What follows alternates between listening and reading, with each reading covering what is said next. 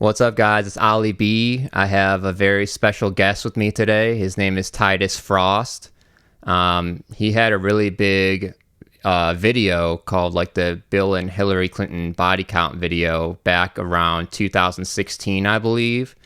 And I think it was pretty influential that, probably helped Trump get elected. And he's been looking into the conspiracy stuff pretty deep for a long time, and I feel like he's definitely a truth seeker. So I'm really interested to ask him some questions. I'm definitely a novice conversationalist, but it's not really about that to me. It's really about just trying to find truth. So thank you so much for being here, Titus. I'm going to start off by saying a little prayer. Dear God, I pray that you just guide this podcast, and I pray that we can use this podcast to serve you and to serve the greater good and to get closer to the truth. In Yeshua's name, amen. Amen. What's up, man? So my first question is, how do you handle focusing on all this stuff? Because like a lot of people talk about like you stare into the abyss and the abyss stares back at you. And I feel like I've experienced that when I was heavy into this kind of stuff. So, like, how do you handle it? I know a lot of people can't handle it that well, including me. Yeah, you just try to make sure it just remains like sort of a hobby that you don't do every day. So you take breaks from it and you do other things like you have other hobbies as well. But if you look too deep into it every day, it can definitely start to like affect your life in ways you don't even realize. Like you might get angry with people, or you might be like lashing out in ways you didn't even realize. So it can absolutely affect your life. Um, but I think it's important to talk about and to look into because of the situation that we find ourselves in. Yeah, I totally agree with that. Um, yeah, so just make sure you do it in moderation. Yeah. Do you think that everyone should get red pilled, or you think it's like just too much for some people to handle? Well, I think, not understanding what's going on with the situation we live. Yeah, I think everyone should understand what's happening, and then we would be able to overcome these things together, right? There's no reason for all of us to be living under the thumb of a banking cartel that is doing extremely evil things to maintain its control.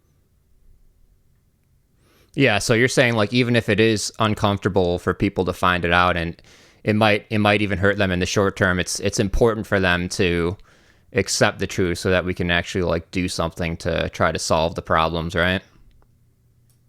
Yeah, especially like for the benefit of all the people in this country, especially those at the bottom.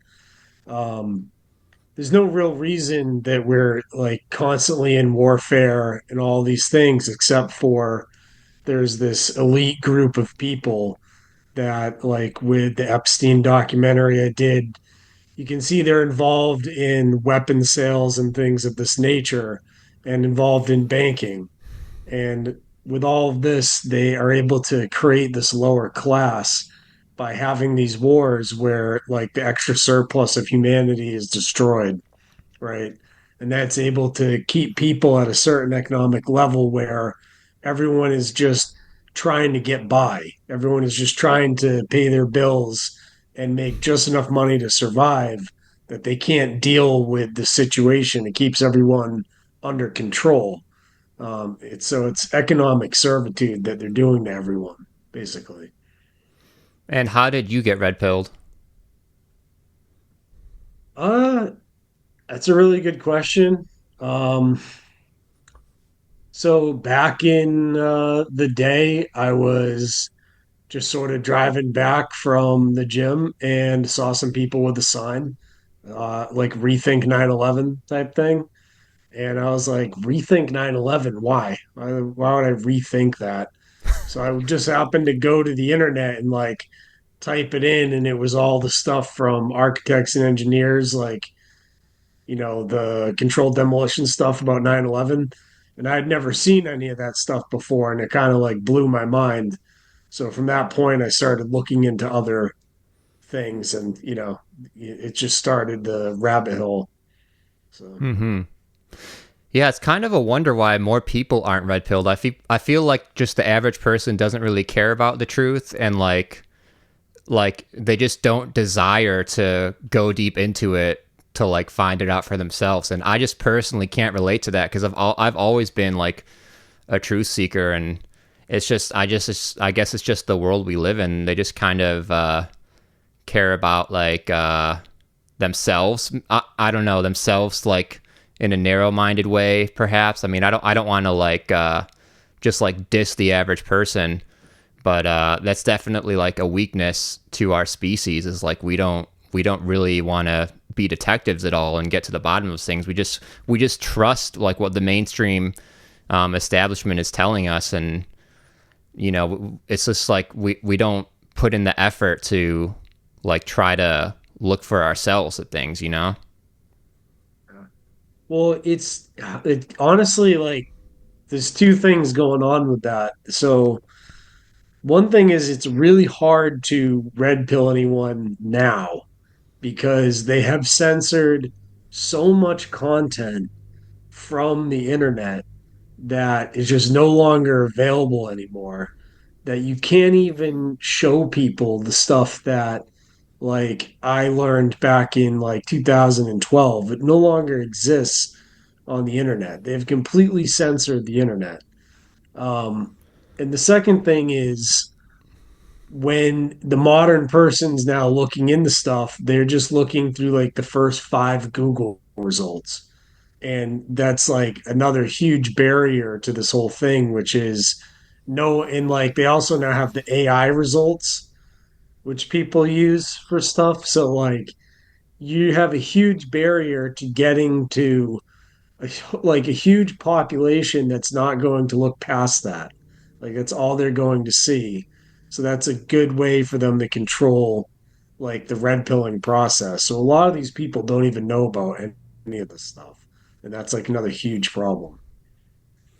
Yeah, a lot of the stuff has been censored. But like, I feel like if you just like send people links to like one of your videos, like your pie fence video or like one of Maldi Buddha's videos, I feel like anyone with an open mind that watches one of those will like really start to question things. And like, there's still good stuff on like the alternative like video streaming websites, wouldn't you say?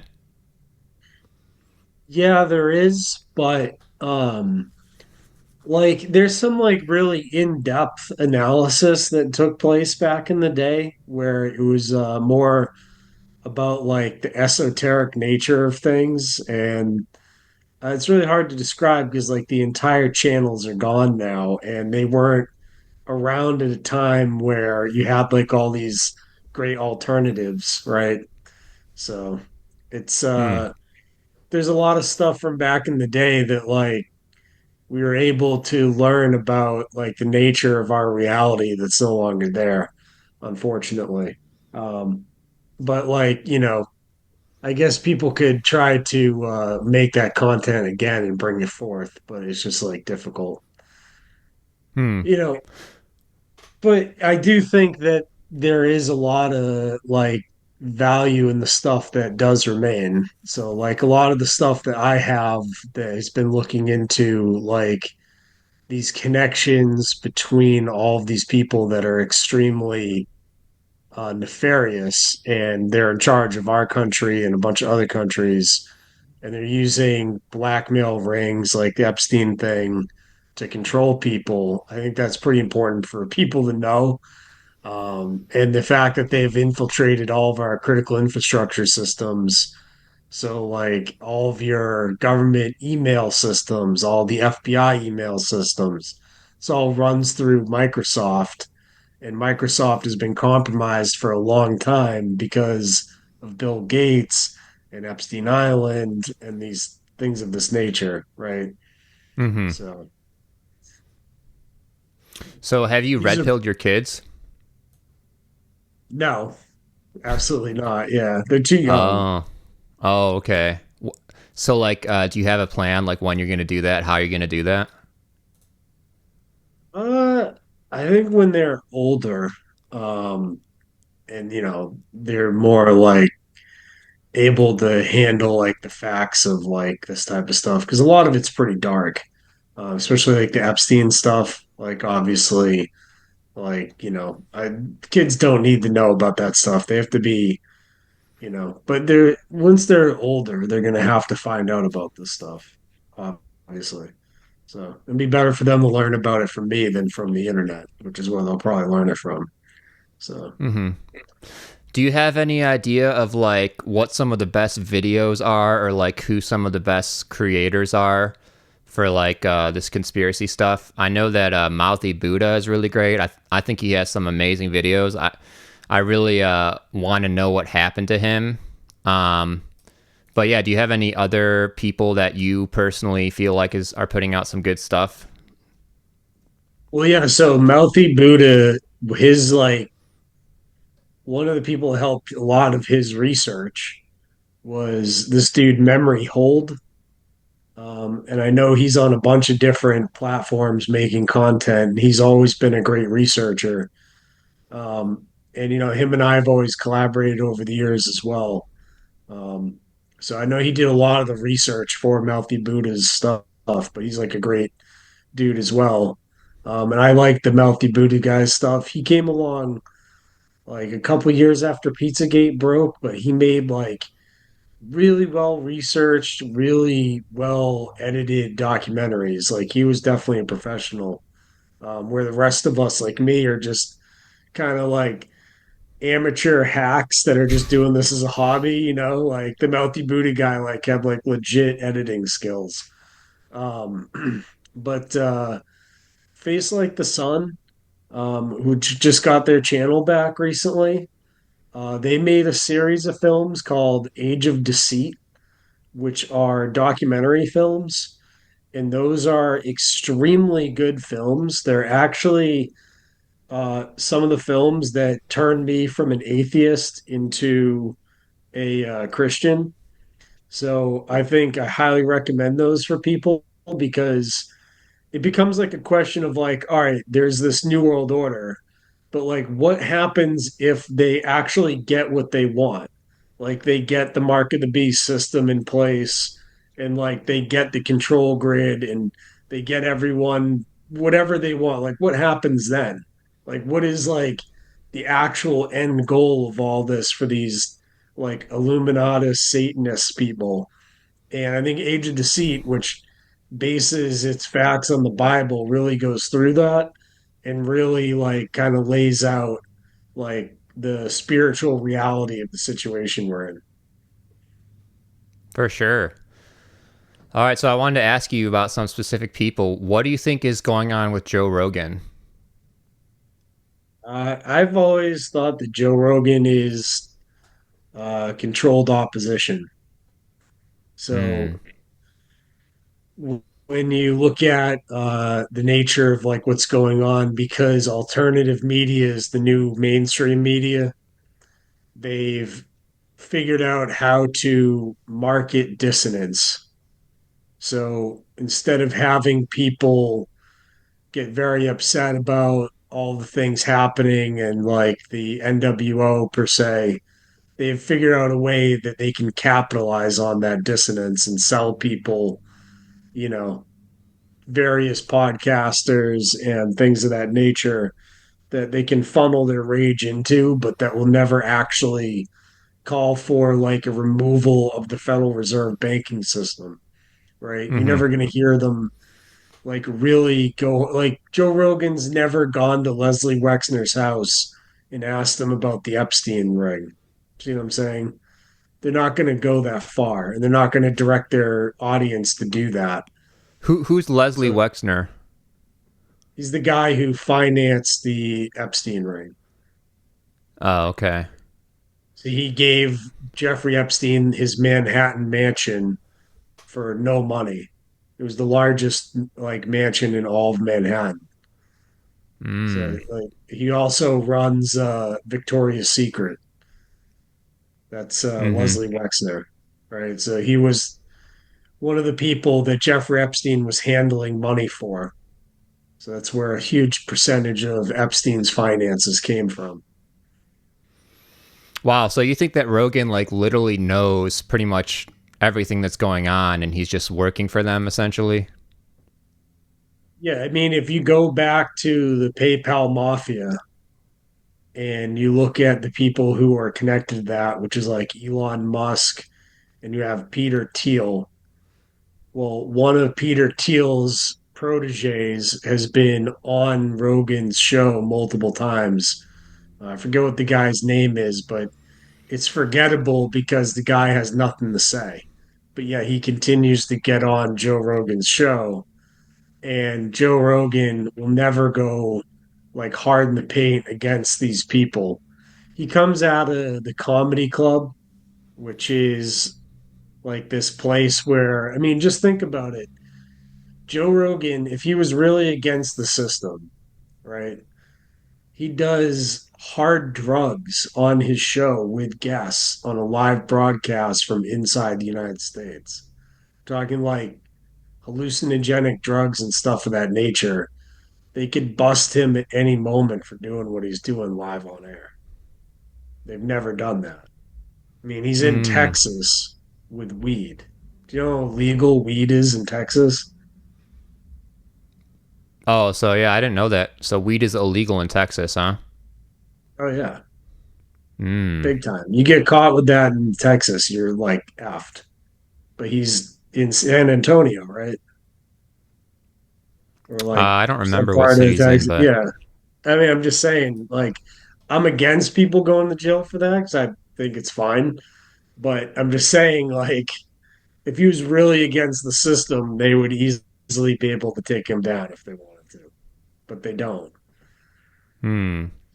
And he's the biggest Okay. podcaster online. Like, this is, you don't get there without being a part of the system. Hmm. Do you have anything insightful to say about Elon Musk?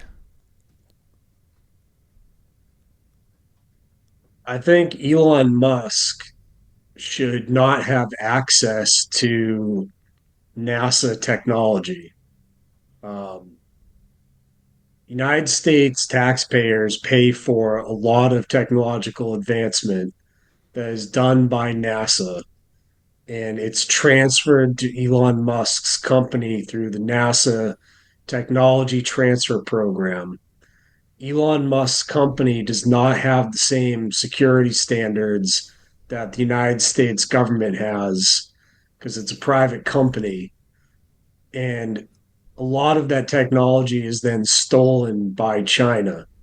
And I think that is a national security risk and that shouldn't be allowed.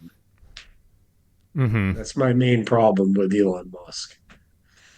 And then have you seen like those photos of his mom like doing this? And uh I think I heard an anecdote that like he was at a party and he wanted he wanted someone to like shoot an arrow at his testicles or something, and he said it's okay if I lose one ball, I still have the other one. And it just seemed Yeah, kind of like strange and like a little bit psychopathic, I guess. I don't know. He seems like a really weird guy. And also, it's also really weird that he was like completely lying about being like a really good video gamer. And like he just made up this story that he was like one of the top pros on like this really popular video game. I don't remember what the game is called, but he got caught red-handed just like lying about that. I mean, he's a weird dude. I don't know what the whole end game for like he is, but it's very very strange, you know. And I don't understand why his company's been allowed to have access to this technology. It doesn't seem uh very smart, but I mean, he's got very like big connections. I mean, you go back and look at the people that came out of that PayPal mafia group, and they're very, very connected people. I mean, Peter Thiel's company is now running like, all types of data analysis of every American citizen for the military. And they're also running the military AI programs that are going to be doing like targeting systems for AUVs and things of that nature, which is what the entire military is transitioning into. So they're Mm. building like death robots, and they're going to give Peter like people like Peter Thiel the keys to let his AI control these things, right? And these are good friends of Elon Musk and these like big tech guys, right? So Mm-hmm. it's a very Yeah. creepy world that we're moving into, and it's, run by very strange people that do weird stuff. So Yeah. like that Musk guy did like the whole like he wore the what was it? He was the knight of Satan or whatever. He had like the armor on. So Oh he's just yeah, some weird yeah. kid. He wore that satanic outfit for sure. Yeah. So Yeah. I mean, as a Christian, I don't really appreciate that kind of stuff. Even if it's a joke, it's still strange, especially when the guy has access to like our most, I mean, the space program stuff is some of the highest level clearance stuff in the entire government. He has access to that. And he keeps letting China steal it. But he's also dependent on China for batteries for his stupid cars, right? Because they have to mine the rare earth minerals from China for all Mm-hmm. the Teslas. So he's like dependent on China for Tesla, but somehow they keep getting access to all of our technology from SpaceX. Like they literally just keep copying SpaceX stuff. So Yeah. And then that leads me to asking you about Trump. I learned something that I thought was kind of good about Trump that I didn't know. Nick Fuentes was talking about, and I'm going to ask you about Nick Fuentes in a little bit, but he was talking about that when Trump was running in 2016, he was making like anti globalist speeches, and he was openly talking about like we need to fight back against this like global agenda that's trying to like rule us and stuff. So mm, it's just I don't know. I don't know what. It's hard to know what anyone's true intentions are, but Trump is obviously a really important person. So, like, what do you think Trump is all about? Like, for like deep down, and you know. I think Trump is like very pro America. Um, I think that he is also very pro Trump. So he doesn't want to like do anything that's going to take away from him living. So he's not going to like take out the Federal Reserve Bank, but he will use the knowledge of how much people hate that thing to get reelected, right? Mm-hmm. So like they did, him and Elon Musk talked about the Federal Reserve before he got put back into office because they understand that it's the cause of inflation. Because it's goes down to the fact that it's a private central bank overprinting the currency because the more currency they print, the more interest they get to charge the US government and the US taxpayer. So to the private central bank, overprinting the currency doesn't actually matter. It just means they make more money. Okay. And the only way to stop that from happening is to get rid of the private central bank. But every president that's done that has been either assassinated or attempted to be assassinated.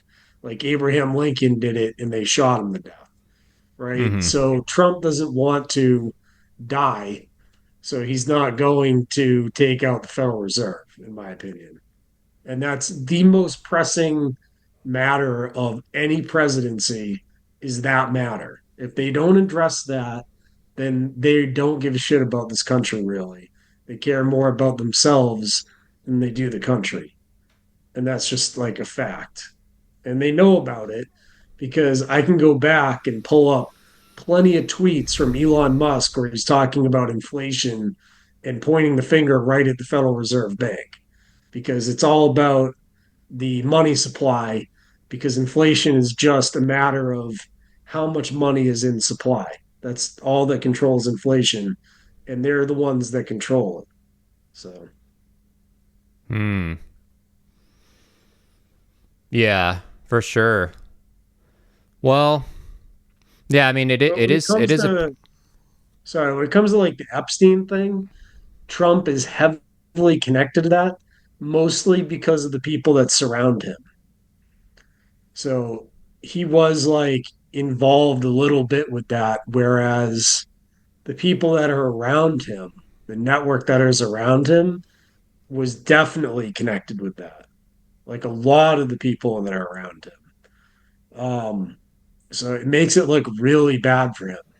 That's because all of his like people that help him get into office, all the people that are around him now, like Howard Lutnick, which was Epstein's neighbor. You know what I mean? Like these are all Trump's like inner circle. Alan Dershowitz, these characters, all heavily involved with Epstein.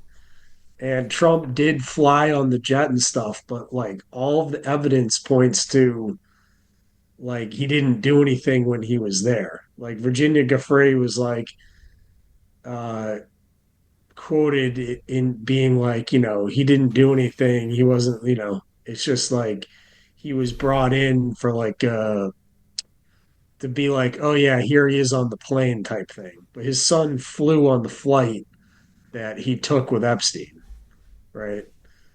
Mm-hmm. So I don't know.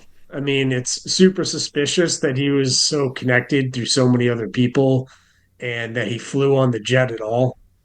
But it's not like Bill Clinton, where Bill Clinton, in a 2 year period, flew on the jet 26 times.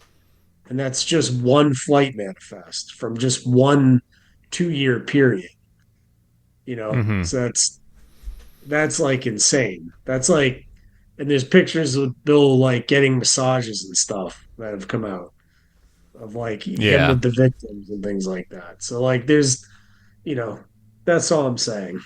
Is like I can't really tell with Trump. I think with Trump you get like what you got with the his first presidency where you get some domestic wins like less illegal immigrants in the country.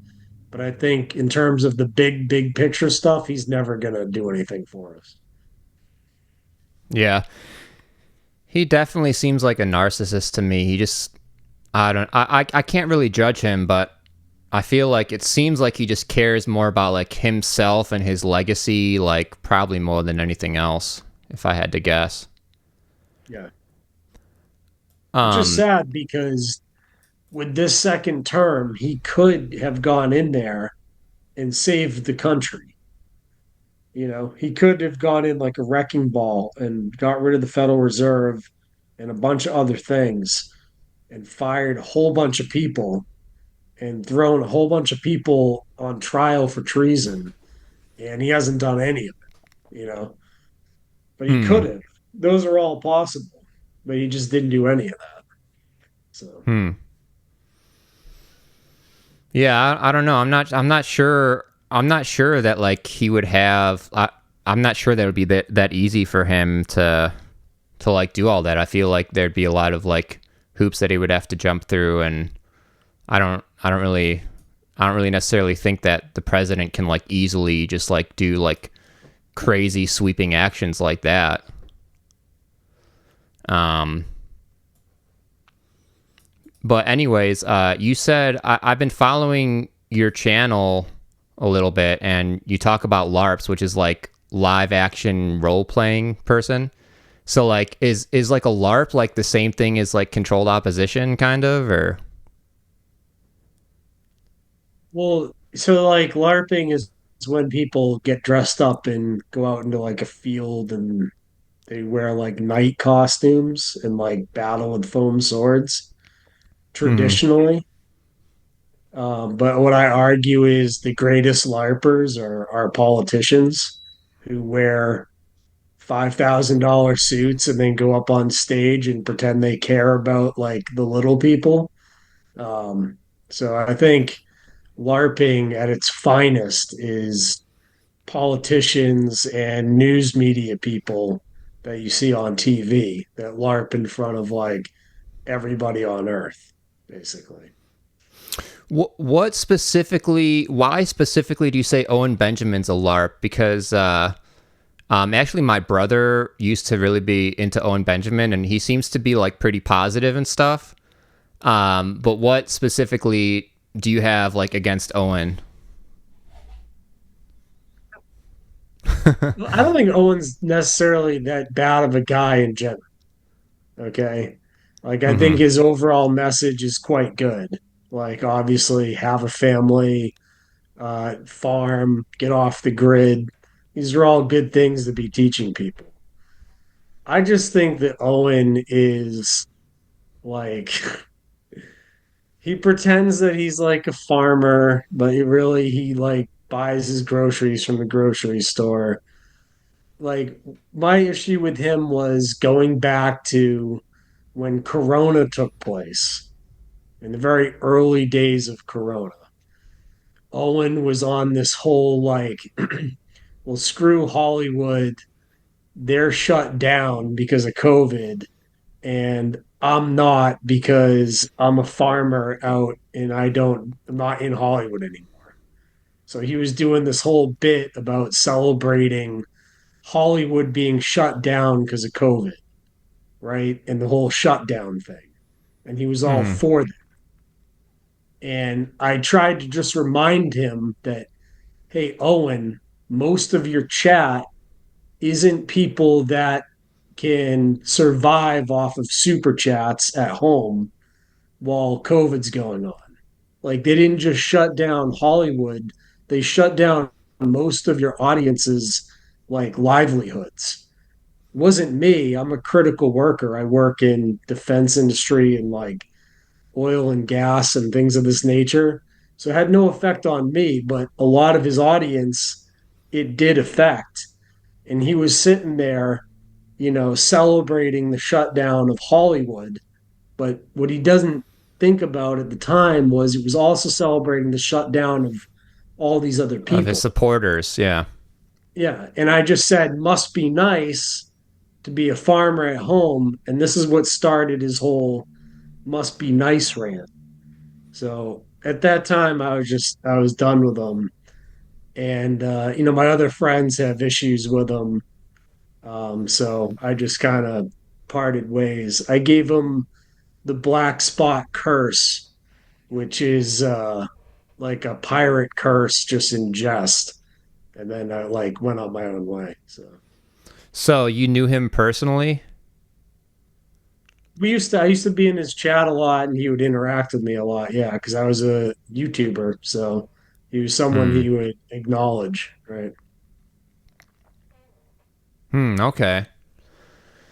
I don't know, man. I kind of feel like there's so much like division against like people that have so much more in common than they do disagree, and like I feel like biblical morality, like tells us to forgive each other more and to like apologize to each other and like communicate about problems and stuff. And I feel like Owen really needs to work on that because it seems like his friendships like all kind of end, like he just like everyone that he's been friends with, he kind of like it seems like he ends up like feuding with them publicly and stuff. And I think that honestly I feel like the average like Christian that's like really serious about like taking the Bible as a moral guide can like you know it's like when he has disagreements with people, it's like a serious problem, and like it ends his relationships and it turns friends into enemies.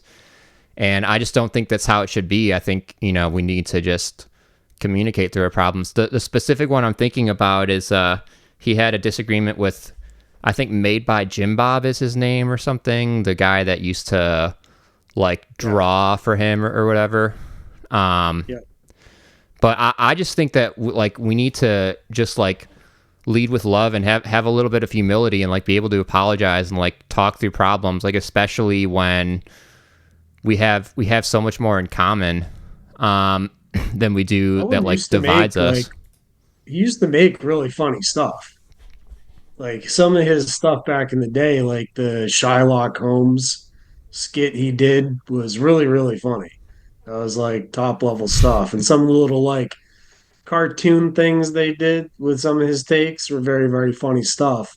It's a shame that, like you said, he can't, play nice with other people in the community and get over his little tiffs with people. But, Mm-hmm. my friends like have driven him absolutely crazy, like hoax wars and his friend Liz, the lady from Australia. Like they just got under his skin so easily because that's what they do. He Hmm. has to realize that like there's certain people on the internet, especially people that operate anonymously, that are going to, if you're popular online, they're going to troll you and fuck with you. And Mm-hmm. there's like nothing you can do about that. Like fighting Yeah. back against them and doing what he did to try to like get back at those guys is like never gonna work. He's never gonna win that. So Mm-hmm. that's just, Yeah. he Yeah, and doesn't I've experienced a understand lot of how the trolls. It's internet just works. That's Owen's biggest problem. He yeah. thinks you can ban people from the chat in his chat and they disappear forever. That's not how it works. Oh, okay. Yeah. So that brings me to Nick Fuentes. Do you think he's compromised, or you think he's like legit just trying to? I don't know. I don't know if he's actually like serious about being a Christian because he says like so many mean things about people, and like that's in First Corinthians 13. Love is kind. Love does not dishonor others. If I got a chance to talk with him, I would definitely confront him on that. But I'd like to hope that he is like a good intentioned person and he's not like trying to deceive people or anything. But what do you think about him? Yeah, so I mean, first off, when they want to censor someone, they don't then have them go around and get interviewed by like everyone online. Like they either kill the person or they just take out all of their stuff and they disappear and no one mentions them. So for Nick Fuentes to go around and claim he's like the most censored person on the internet is insane because he's been on some of the biggest podcasts on the internet. His message has gotten out there. Okay. People have heard what he had to say. There's lots of people like myself and Brendan O'Connell and others that never get heard because we mention things that Nick Fuentes will never ever mention about like the Israeli infiltration of the United States, which the most important aspect of that is they have infiltrated the critical infrastructure of the US. Okay, our big tech has all been moved over there.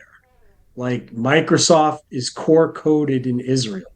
If you go look up, all of the Microsoft R&D centers are now in Israel. Intel Corporation is now R&D built in Israel. Okay, this means they have backdoor access at a like hardware level for all of these types of systems. This is a massive national security crisis. You have these other things like the Pentagon cloud that is now being offshored to Israel. This means they have access to our defense critical infrastructure. This is not an acceptable situation. Nick Fuentes won't mention this stuff. He won't mention, the Talpiot program and these other infiltrations of our high tech critical infrastructure systems. And these are like probably the most important national security questions going on right now. Like, but And you're saying he's definitely aware of all that, huh? he's been made aware of it. Yeah. There's Hmm. even people that were able to get the Charlie Kirk and hand him flyers on this stuff and like record the interaction. People like Brendan O'Connell have been putting this stuff out for years. People like Whitney Webb were made like notified of all this stuff, and people praise her as being one of the, like, but she only went so far. Like she wouldn't go into this stuff even though it's been made well known to people. But it's Well, extremely do you think important that people. there's a chance that the reason they're not going into that type of stuff just so that they have less likelihood of being assassinated and they want to stay alive so that they can continue to spread the message that they're spreading, which they think is good overall? No, I think they're not allowed to. I don't think they're allowed to. If they do, they're not going to be able to get on big podcasts. They're not going to get their message out there. Like this is, it's just it doesn't happen. Yeah, so maybe like from Nick Fuentes's perspective, like he knows all this critical information, but he also knows that if he talked about it, then he wouldn't have the same reach. Let's And get into some very specifics about Nick Fuentes. He brought Catboy Cammy over from Australia, right? You remember all mhm. this from back in the day? No, I don't remember. I'm not really that into that world as much as like you are. Okay, so there was this streamer named Catboy Kimmy who was an Australian and he was living in Australia. And Nick Fuentes, this is a guy that would like do very sexual things on camera that were not exactly straight, like things where he'd insert things into himself, okay, for money on camera. Nick Fuentes brought this guy to the United States, and the two of them did a live stream that was like 12 hours long, and a lot of people referred to it as a 12-hour long date or whatever. This is all documented. You can go look it up. Catboy Cammy then moved in with Baked Alaska. You ever heard of Baked Alaska? I've heard of him. Yeah, Okay, he was living in Arizona at the time at Baked Alaska's house. At that time, Catboy Cammy was doing live streams on YouTube where he was going on a platform called Omegle, where Omegle is a platform where it pops you up on a video with other people that you don't know on the other half of the screen. And Catboy Cammy was doing this thing where he was going into videos with underage girls and trying to get them to do sexual things like one of them he tried to get to have sex with her dog. Okay. And he was recording this onto YouTube. So I started a investigation with Arizona State Police where we sent them all the links. We gave them interviews about what we had seen, and they started an investigation into Baked Alaska and to Catboy Cammy.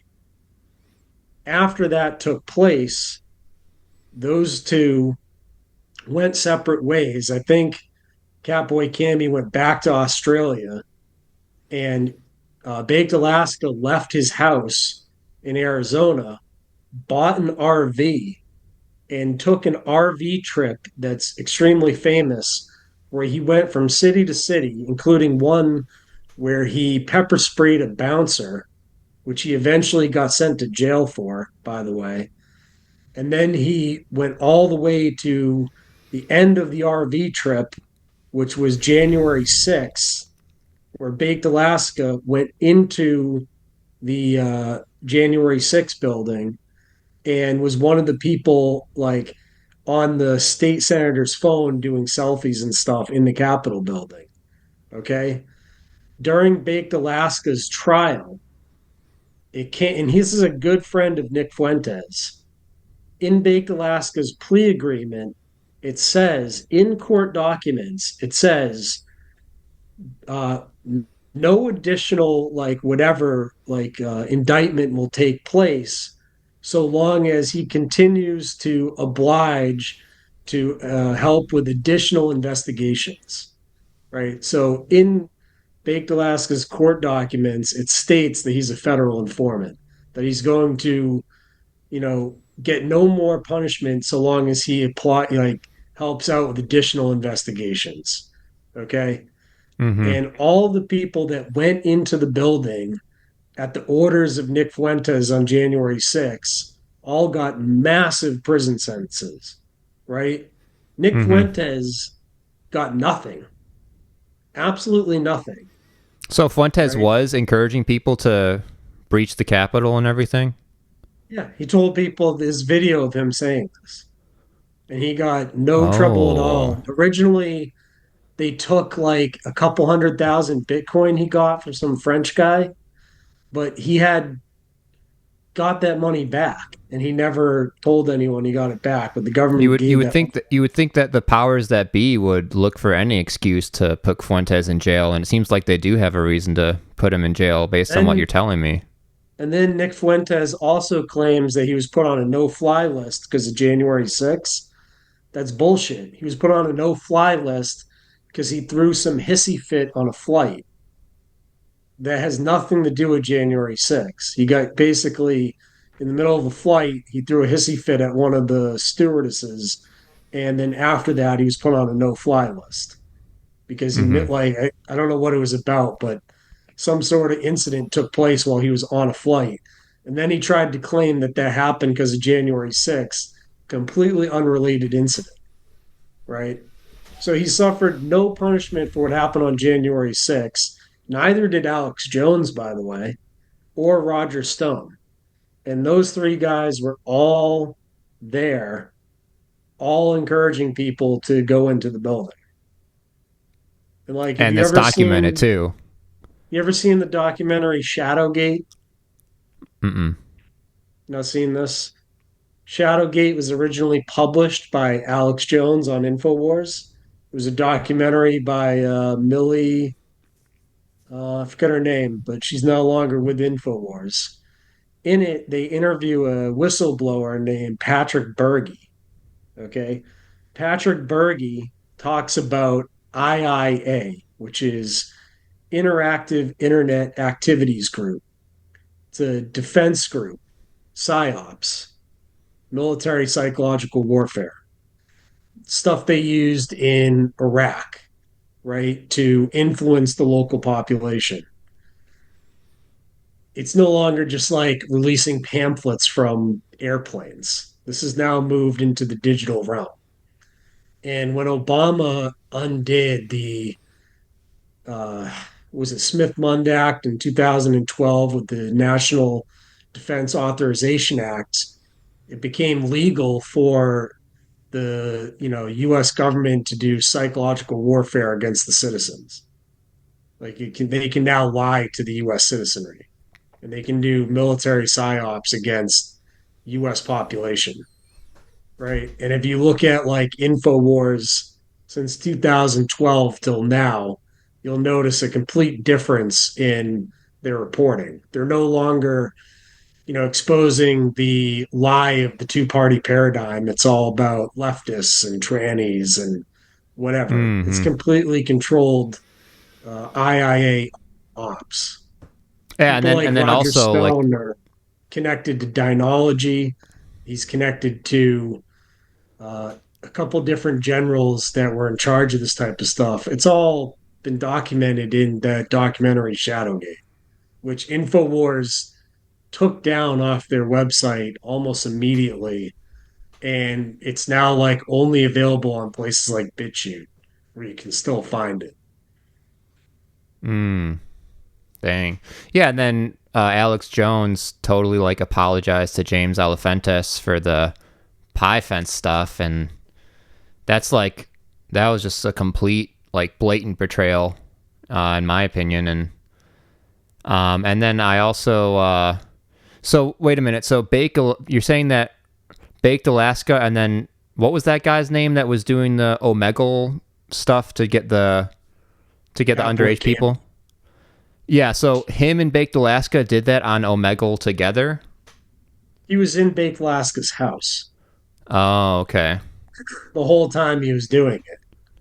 And we know that because we're able to, the time of day matched up with sunlight in the window and things of that nature.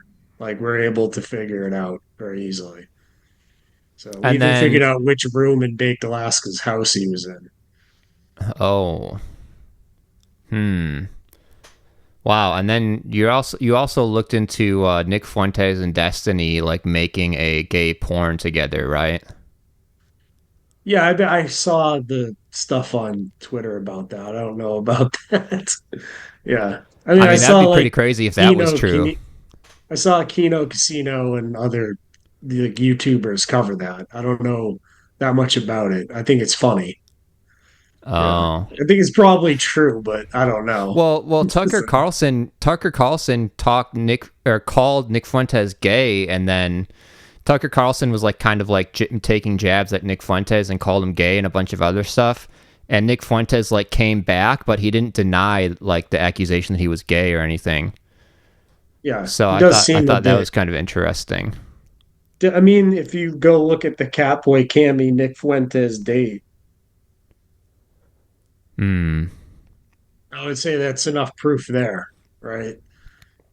Like, if you go and watch the stuff by Brendan O'Connell, he kind of breaks down, he's done like a whole, like, basically, so like they've controlled media for ages by having sexual deviance, right, in media. And that's how they controlled them with blackmail, with stuff like Epstein Island, right? Mm-hmm. Nick Fuentes is clearly like some sort of weird sexual deviant. Okay. Like, Mm-hmm. I don't know if he's gay or whatever, but whatever it is, I think that's probably how they control him, right? One of the things we looked into was like huge number of his like audience were these dudes on Twitter that had like anime profiles. But if you went and looked, they were all using this like little snowflake thing. And all those accounts that were using that were also posting like lolly, which is not illegal, but it's super fucking creepy. See what I'm saying? So like, Yeah. and that's just like a huge like number of like his inner circle of his like little Twitter people, you know. So like, what type of person is he? What type of people is he surrounding himself with? It's just, I mean, and they had that guy Ali Alexander, right? Did you hear about Ali Akbar? No. He's that guy. He's like, I don't know what type of ethnicity he is, but it doesn't matter. He was like trying to groom underage groypers. So he was like trying to, especially this one that was like, I don't remember the age, but he was underage, and his name was Smiley. And when this all came out, Nick Fuentes just blew it off and tried to like brush it under the rug. But this dude was using his position inside America First to like try to make sexual advances at underage like groypers, basically. And he was one of the like inner circle of Ali Akbar. He's like one of these big right wing political figures. If you look him Mm. up, you'll see what I'm talking about.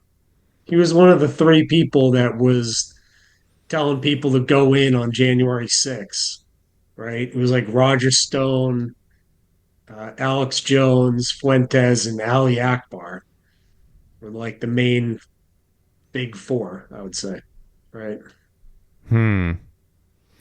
So you said that the Nick Fuentes like fans were posting lolly. What does lolly mean? It's that weird anime stuff where it's depicting like underage girls, I would say, right? But Hmm. it's cartoons. So it's not illegal, it's just creepy and like not right, in my opinion. So basically, you're saying that like he should have easily gotten in trouble for encouraging people to breach the Capitol, and he's kind of surrounded by like his inner circle seems to be like some pretty shady like pedophilic type of people. Yeah, like Ali Akbar. Exactly. Dang, man, that's really unfortunate for me to hear about. It makes me it makes me a lot more suspicious about Fuentes. Um, but And the sad anyways, thing is like his message is a lot of the times right.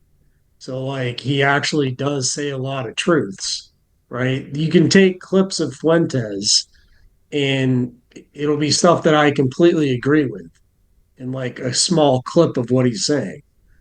But hmm, then you like see this stuff going on and it just raises questions, you know? So yeah. All right, so what do you think of Julian Assange? I remember I was watching after he got out of prison, he was actually like kind of complimenting Obama in one respect and really tearing Trump down in one respect. I forgot exactly what it was about. Um, it had to do with like I think Trump's one of Trump's appointees was like really instrumental in trying to like arrest Julian Assange or something like that. I would have to look into it again, but what do you think of Julian Assange? Well, he released a lot of truth, right? Yeah. Um, we wouldn't know about a lot of things we know about if he hadn't done that. So I think the that's the truth about it is,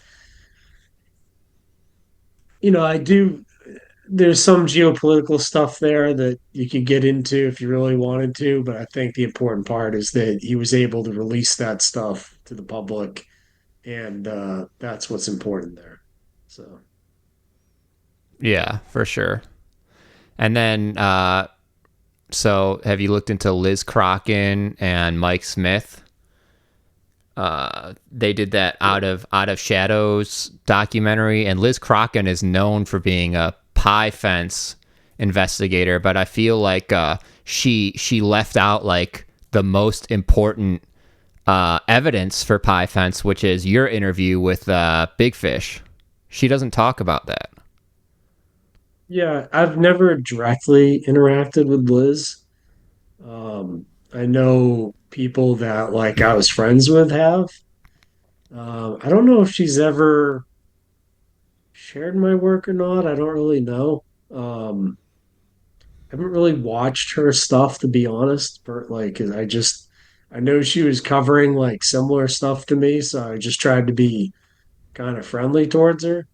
And when it comes to that stuff, like I used to do a lot of infighting with other like pie fence investigators, if you will. But I'm trying to like not do that because I think there's very few people even talking about that. So if people are still bringing light to that in any way, it's probably a good thing. And hopefully the average person will watch something she did and want to know more. And eventually they'll find the stuff that I've put out there. So, Yeah, yeah. can you really quickly go over how Big Fish helped break some crucial details into Pie Fence? And it's just confusing to me why people like Liz Crocken and others like neglect to mention that. And I feel like that's the most important piece to the Pie Fence story. Well, Big Fish, like before, he hacked into like the encrypted section there and found what he found. And then he reported that to the FBI, and they did absolutely nothing with it and strung him along, telling him that they were investigating it and that they were going to, do something about it. And they didn't say what, they just said, we're handling it. And then they never did anything with it. They just buried it. Time marched on and they just acted like it never happened. So, I mean, when we asked them, people would ask them about it and they would just straight up lie about it. And, they'd be like, oh, yeah, we did investigate that. And we'd ask them, and they'd be like, oh, we're still investigating that. What we said was, oh, we investigated the shooting that took place. And it's like, well, we weren't asking Yeah, you about the shooting. and then We're asking you that's a about huge detail too, because the whole Edgar Madison Welch shooting, which was a false flag in my strong opinion, was because of the stuff that the Big Fish guy downloaded, and that was the reason for the false flag, because that bullet just happened to destroy their computer system. So like it's literally like I have a Pie Fence document that has like all the best evidence, and the Big Fish testimony is the first one because it's like so integral to all that. yeah. And the other thing is like it might have damaged the computer system, but it would have been salvageable, but it just gave them a reason to get rid of it and all this kind of stuff. It's just, and then it gave them a reason to like shut down anyone asking questions. So now if you're asking questions, there's a, shooting incident involved with it and, you're evil, right? Just like they do with any of these shooting incidents that take place where you're not allowed to ask questions. So it was the perfect false flag to cover things up. It really Yeah. was. And do you know anyone else besides me and you that like emphasize all that stuff that happened with Big Fish? Because it seems like people are just like ignoring that part. No, most people don't talk about it. It's crazy. It's really crazy. And that used to really frustrate me because I'd be like, well, here's the hard evidence for this important topic, and no one gives a shit, you know. Yeah. So, Mm-hmm. but there's always people who care. I mean, we're talking about it. I'm sure there's people in your audience who will care about it, but getting someone in the position of power to actually care about it, that is the trick. Like, how do we get some justice for this stuff is the real trick. Because these people, they just none of them ever get in trouble. They get caught over and over and over again, and they never end up facing any repercussions for their actions. And somehow that has to change. I don't know how, but somehow it has to change. Mm-hmm. Yeah. I know. It's like the people that are powerful, like you have to really care about power, and I feel like the more that you care about power, the less you care about being moral. So there's just a tendency that the more powerful a person is, the less likely they are to be moral, you know? Yeah, it's probably true. So have you looked into Tiffany Fitzhenry? Does that name ring a bell? No.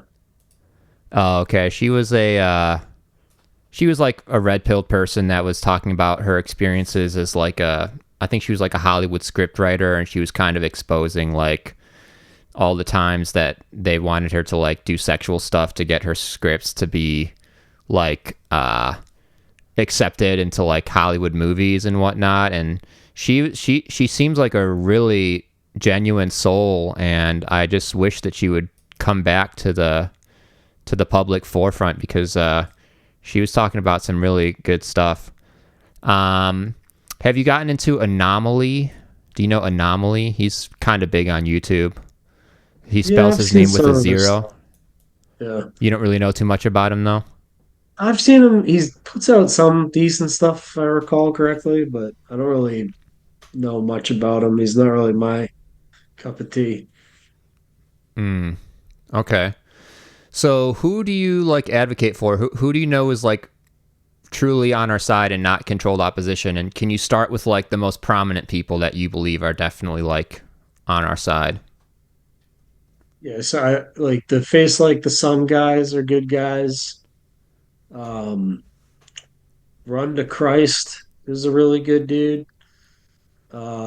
I guess he's not the most prominent, but Face Like the Sun has like a couple 100,000 subscribers.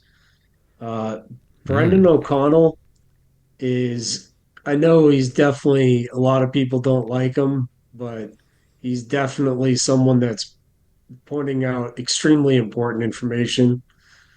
Um, Dude, Matthew North, no longer with us, but he was doing really good stuff. If you want to know more about like the Joe Rogan network, if you go to BitChute and look at Matthew North stuff, it was like really good on the whole like comedy club network. Um, there's God, there's so few people anymore that are like left doing this stuff. It's kind of like Memory Hold's a good dude. Um, yeah, that's pretty much it. I don't really Do you like watch. Lift the Veil? I forgot what his name is, but do you like that guy? Yeah, I like Nathan. I think Nathan's a really good dude, but Nathan has also had lots of like issues with staring too deep into the rabbit hole, Mm-hmm. and things of that nature, where it's affected his life, and he's also struggled with like substance abuse issues and things. So I'm not sure he's like the best source of like information, but he's a really, really nice guy. Like I really like Nathan. I've met him in Mm-hmm. person and stuff, and he has put out some good stuff in the past. But I don't think that he's like the most accurate source of information in the world. So Yeah, and he got to interview Isaac Cappy while Cappy was doing his thing. So that was pretty cool. You never yeah, I talked to Isaac interviewed. Cappy, right?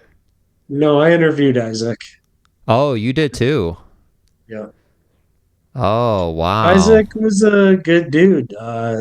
He was also someone that I think um, he was just getting information from bad like sources.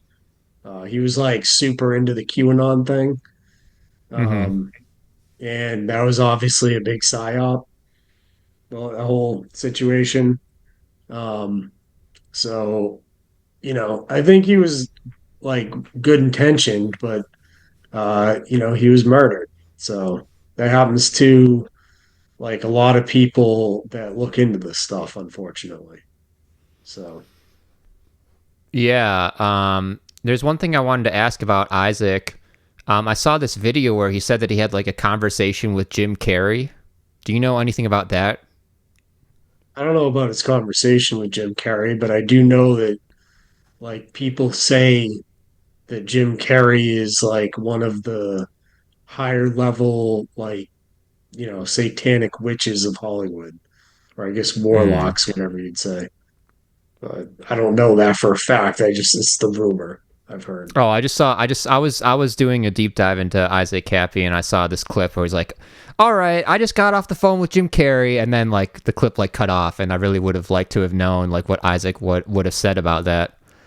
Um, how do you think he specifically died? Like, have you looked into that website where like it shows him kind of leaning against the railing of that bridge, and he looks like really stiff. Like it looks like he might have already been dead, like before he did jump off the bridge. And do you have any insight into how you think like he specifically got killed?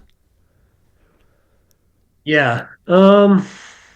There was like a lot of weird stuff going on with him. A lot of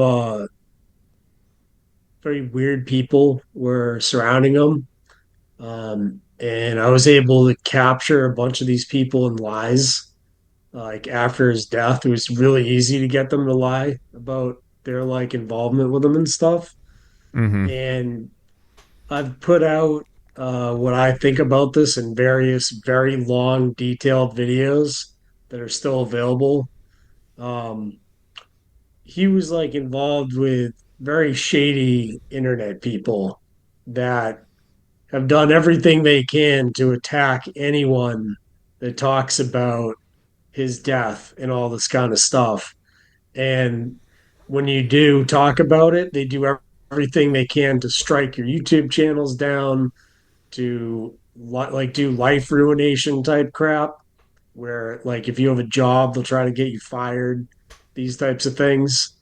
And even when you stop talking about them or the Isaac Appy thing, and you try to go off and do your own like thing again, they don't go away. Like these people continue to bother you forever. They just become a part of your life.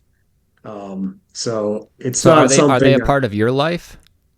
yeah, they still, I just lost a YouTube channel a week ago again. Mm-hmm. And it has to do with one of these people who interviewed me about Isaac Cappy. So it's just, Do you think I can keep this segment about Isaac in my video, or do you think that I should just not have it? well, I haven't said any names, so I think you'll be fine. Yeah. Okay. So yeah, so you're saying QAnon was just like a psyop, and like the whole point of QAnon, I'm guessing, was to just like get people to trust the plan and not try to solve the problem themselves, right? When you have like a really large brush fire, the best way to control it sometimes is another fire. So when you had everyone asking all these questions about Pi Fence, and more people were waking up to that, they created a secondary fire, which was trust the plan, we're arresting them all, right? Mm-hmm. And even though that did expose a lot of the same information, it was also exposing a lot of bullshit, like that had no reality to it at all. And it just sucked people away from looking into real stuff like Pi Fence and brought them into believing like JFK Jr. was going to be Trump's vice president in 2020. You know what I mean? It was like Yeah, total yeah, nonsense stuff, yeah, but they believed it. So yeah. it And what was what like happened? a way Yeah. to, and then they used it to silence everyone. So like when I lost my big channel the first time, like the 45,000 subscriber channel I had, they claimed I was a QAnon person.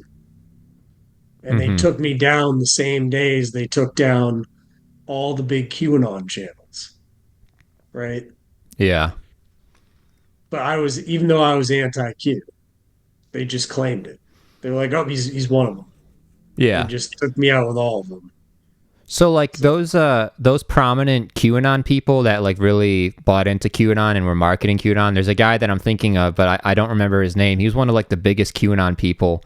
Like, do they admit that Jordan like QAnon Sather, was? Yes, yes, I think that's him. Does he admit that like QAnon was wrong, or does he still claim that it's like real?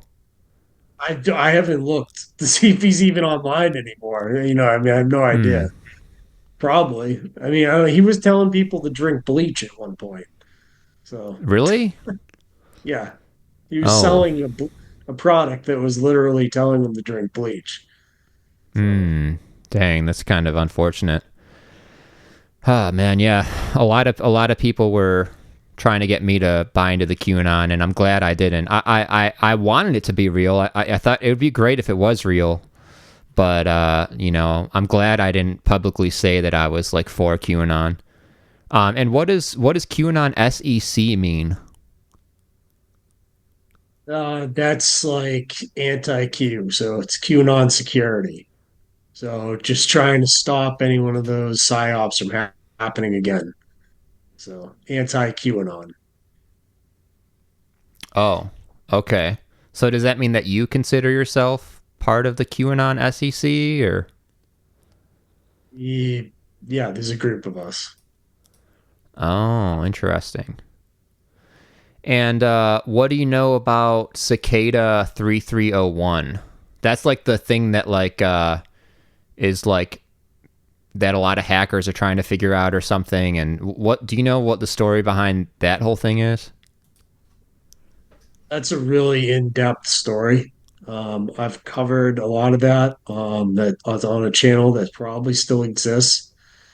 But basically, it was a puzzle created by some pretty intelligent people like Ian Murdoch, who was one of the creators of Linux computer systems, who was like murdered out in California.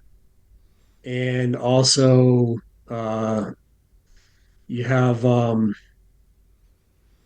the former director of the CIA was one of the other people, and Thomas Schoenberger was one of the people. He was like a musical composer, and they created cryptographic puzzles that were challenging and involved more than just your ability to be good with computers. You also had to visit places in real life, and puzzles involved like famous pieces of artwork and hidden places in cathedrals and things of that nature.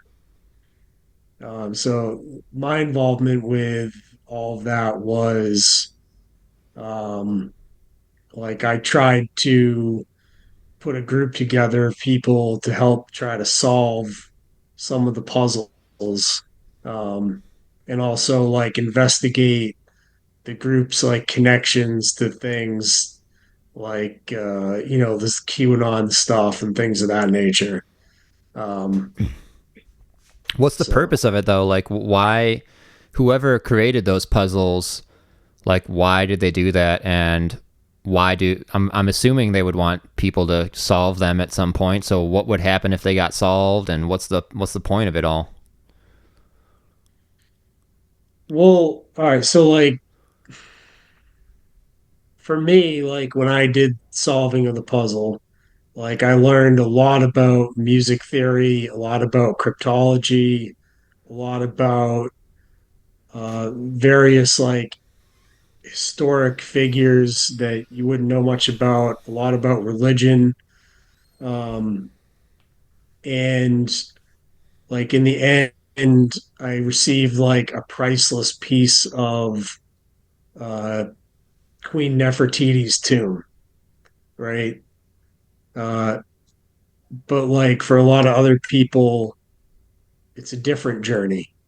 So like everyone that like does these puzzles, like it's almost like a recruitment tool. So like there's different groups that do different puzzles. Like America Media Intelligence has the glass bead game, which is kind of similar uh, to test your ability to do cryptology type stuff. And that was American Intelligence Media was created by one of the original programmers for the NSA, right?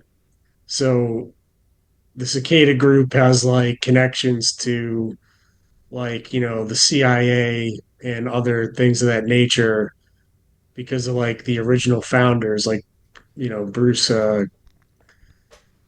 And then you have like Thomas Schoenberger, who clearly has like intelligence connections and stuff like that as well. He's like a famous music composer, knows like famous Hollywood music composers, and like the music associated with the cicada stuff is like quite amazing. Some of the puzzles are based on some of the music as well. Like you have to look into the music and understand that the music isn't just like binaural beats, it's actually three-dimensional music. So it's like Hmm. really quite like interesting stuff that is a part of the cicada thing. I highly suggest that people try to solve the puzzle. Liber Primus is still not solved.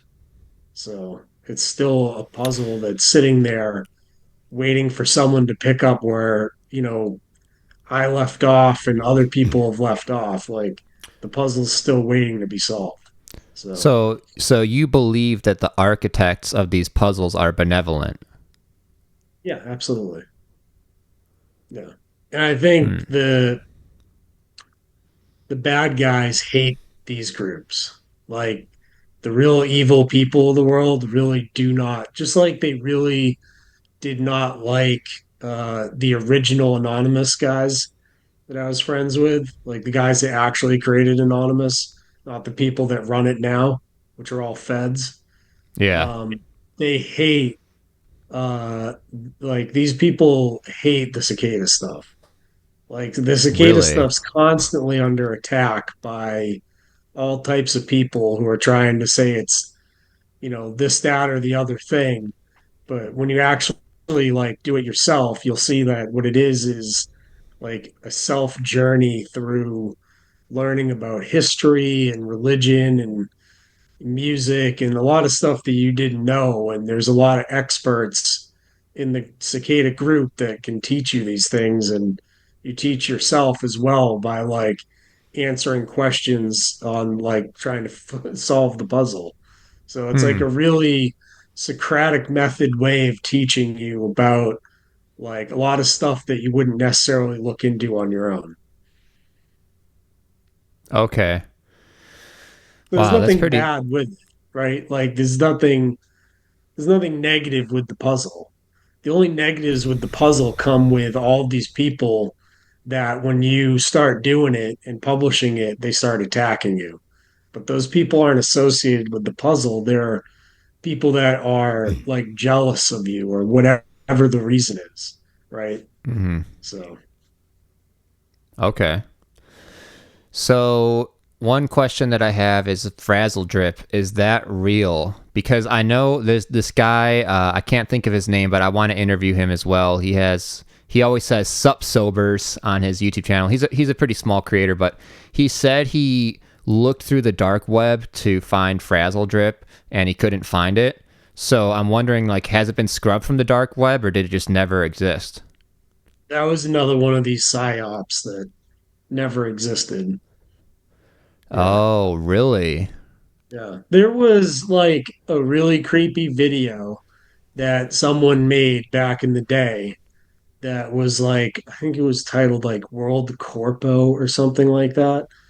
And it like had like, what you would expect to see in the frazzle drip thing in this, but when you broke it down in like a video editor, it was just like a layered video, had like 5 or 6 layers on the video, and it wasn't like it was all just from the magic of editing. It wasn't anything real.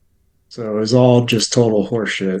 So yeah, you're sure Frazzle Drip is not real, huh? Positive, yeah. Wow, that's actually really good news for me because that the idea of that is really disturbing.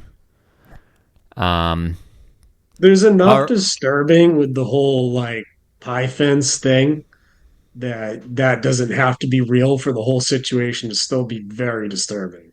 of Like, course, yeah, of course, yeah.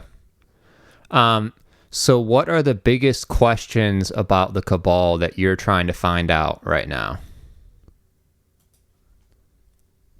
yeah, I guess like how to stop them, you know? Yeah. So like I asked AI this, just being kind of Which cheeky. AI? Which AI? Sexy grok AI. Okay. Now I can I forget which one it was, but it doesn't matter. The answer was you need to wake people up, but not just everybody. What you need to do is wake people up to have a varying set of skills and then get those people to work together with their varying skills in order to undermine this cabal from within. That if you're going to take down this cabal, that you have to bring people that can hack and people that can do other various things together and then all work together to take them down. And I think that would be a good thing that people should start doing because if the Bible's correct, like we're going to be moving closer and closer to a system where it's a mark of the beast system. And if that's the case, none of us are going to be able to go to the grocery store. So it might be good if we can all start working together to not only undermine the system and stop it from coming, but if we can't stop it from coming, building systems outside of their control that we can use if and when this nightmare comes forward. Right. Hmm. So, Yeah, and then just sorry, the my this is my first podcast back. My camera like automatically stops every like 20 minutes, so I have to keep pressing record again. But the audio's still going, so that's good. And then just a quick thing about you mentioned like hackers. That just brought to mind the whole idea with like the WikiLeaks thing with the Podesta emails.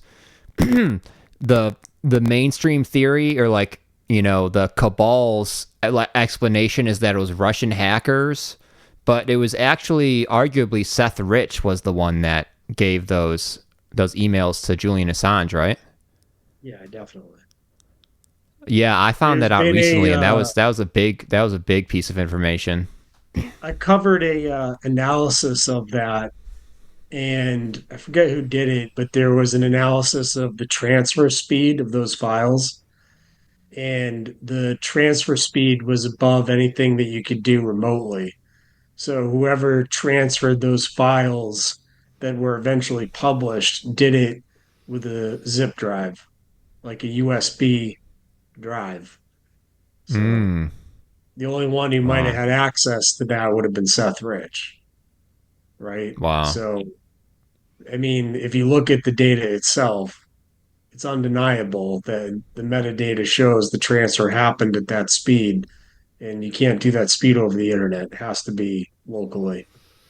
So, wow. That's awesome what he did. That was such a huge thing that he did. It's amazing. I mean, Julian Assange basically admitted that's who it was. There's a video Mm, clip of him almost, I mean, he wouldn't say it because it's his source, but I mean, mm-hmm. it's pretty well known. Okay. All right, man. Well, that's about all I have for you. I really appreciate getting to talk to you, man.